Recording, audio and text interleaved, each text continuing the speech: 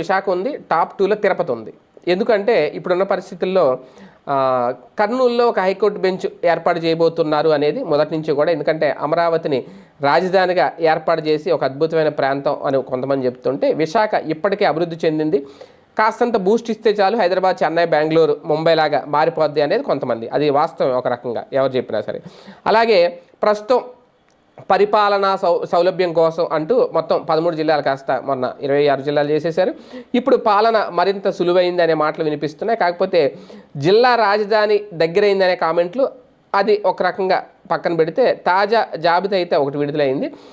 2028-29 సంవత్సరాల కల్లా రాష్ట్రంలో వివిధ జిల్లాల్లో పరిస్థితి ఎలా ఉండబోతోంది అనేది ఇప్పుడు ఒక అంచనా వేశారట. ఇందులో విశాఖ జిల్లా టాప్ ప్లేస్లో ఉంది, నెంబర్ 1 ప్లేస్లో. ఇక 2-3 స్థానాల్లో ఎన్టీఆర్, కృష్ణా జిల్లాలు ఒక ర్యాంక్ తగ్గి 3-4 స్థానాల్లోకి వెళ్ళిపోయినాయి. రెండో స్థానం